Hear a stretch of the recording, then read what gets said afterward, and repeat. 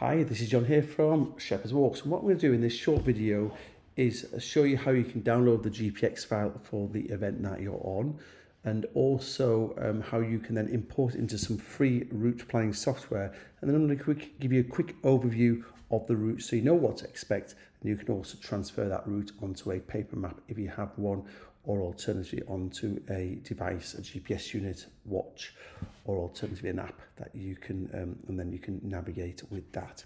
So if you're on the pre-event briefing page, which you're on now, you see there's some quick links at the top: pre-event briefing, pre-event info, which is the PDF download kit list, and we're looking for GPX download. If you just click on that, it takes you to the GPX download for each of the events. So 13-mile event, you guys are doing the 18-mile event. If you just press on this, we download the GPX file there, which is the 18-mile Northern Pennine Way Challenge.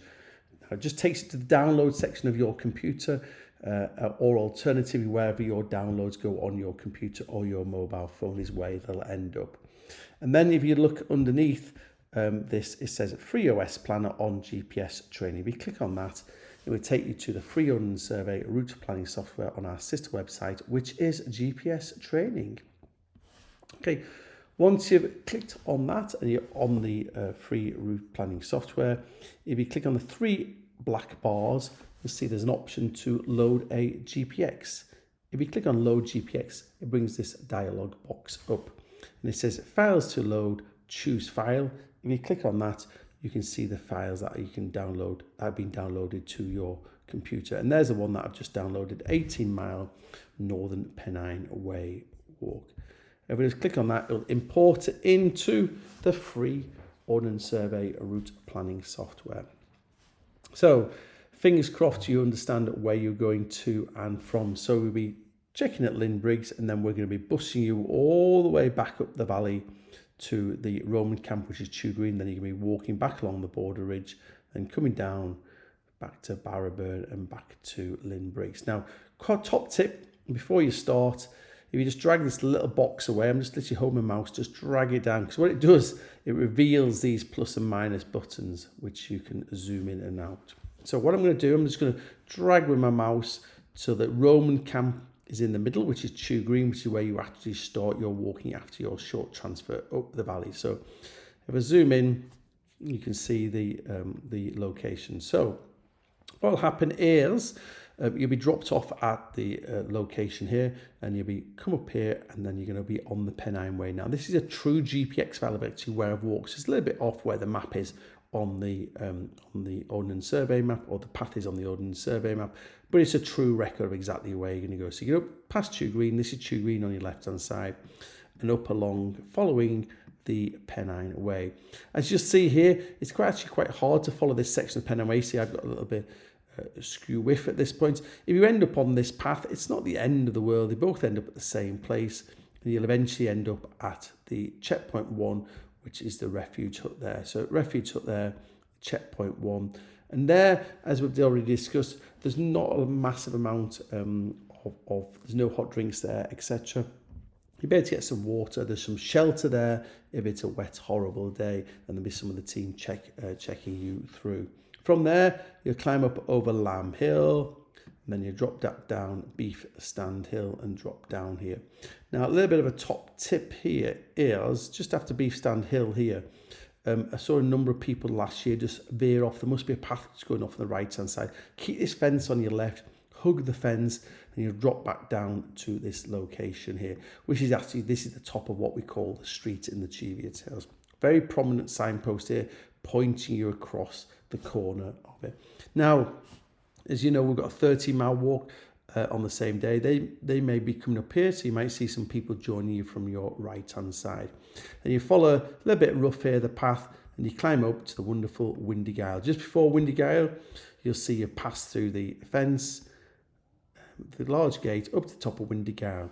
Now, fantastic location, Windy-Gyle, but make sure after you visit Windy-Gyle to come back on the English side of the border. English side of the border, this path on this side, compared to where it shows in the Ordnance Survey map, is paved. It's far better path, Really nice. You get a good speed along here, and you get to the top of what we call Clenwell Street. This is Clenwell Street that's making its way back into England. Fingers crossed, if everything goes to plan, we'll have a member of staff up here. But if there's been any problems, he may have been dragged away. So you come down here, ignore the two paths going off on your left-hand side as you're walking down, right as we're looking at it now. And you come down here, cross a little burn, skirt round here, and you come back down to checkpoint 2. Checkpoint 2, we can get vehicles in. So there'll be water there, refreshments there.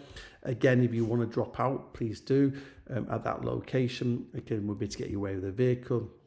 If you're going to leave excess clothing, if it's a warm day and you've got spare waterproofs, etc. by then, that's no problem because you've kind of got the high level part of the walk out the way.